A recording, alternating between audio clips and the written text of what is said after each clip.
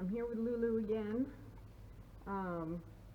She's looking a little confused because there is a dragonfly making a lot of fluttering noises in here right now. So it's another beautiful, beautiful fall day here in northern Vermont. I am riding inside because I think the lighting will be a little bit better in here for the video. And I'm just gonna jump on Lulu and start riding. And I'm sure you'll see what I need to work on, and at the end I'll tell you what exactly I am working on with her and with myself, because I need a lot of work too. And so I'm just gonna get started.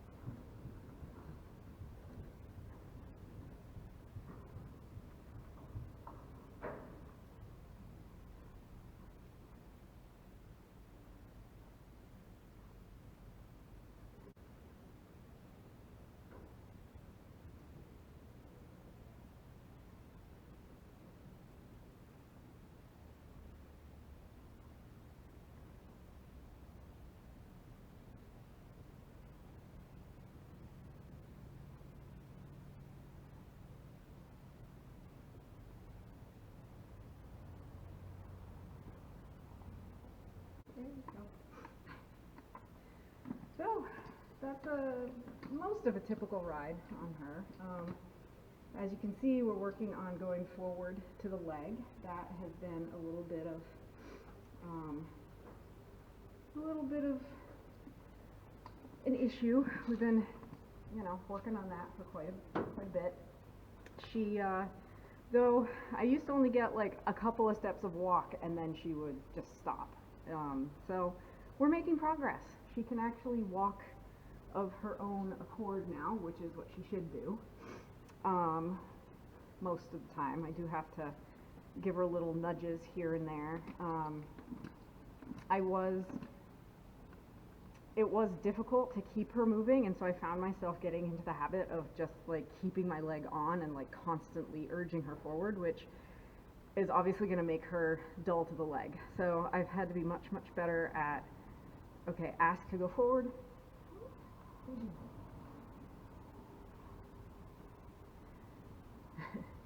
Ask to go forward and then take the leg off, and ask to go forward and take the leg off. And we're working on that at the trot as well, especially on circles. She doesn't think she can, bend and go forward at the same time. So that is definitely something that is being worked on.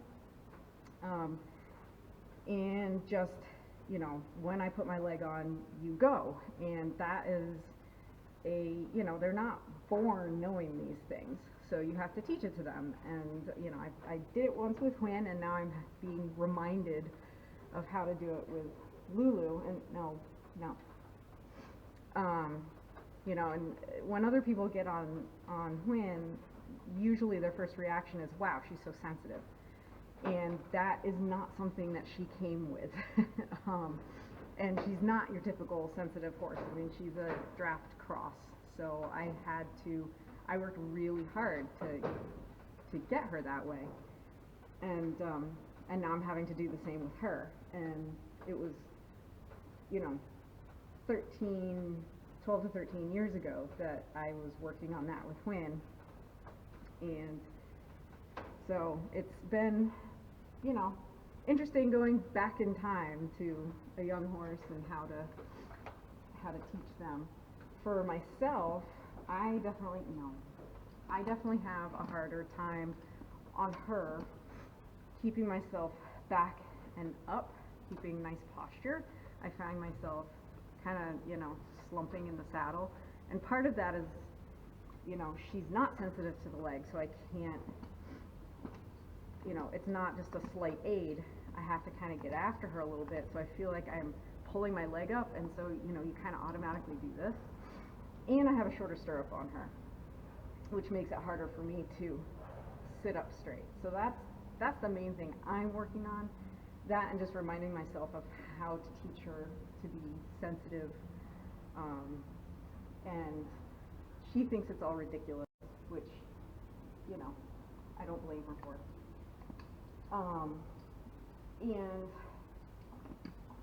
So we're working on those things. We're also working on a little bit of, yielding to the leg, bending to the leg. I didn't work as much on that. Like, we've been working a little bit on leg yields and like bending around the leg in like a 10-meter circle at the walk. All of that at the walk. And I did a lot of that with her yesterday, so I didn't want to, do any of it really today, and I'll probably do more tomorrow. What else, Lulu? Just take me back to my field. So that's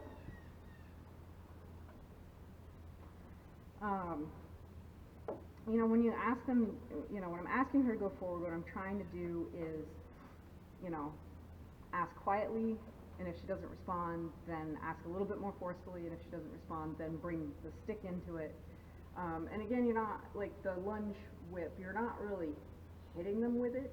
You're tapping them, you're asking them to go forward, and there does have to be some training with being sensitive to this as well, because they don't have an innate, sensitivity to the whip.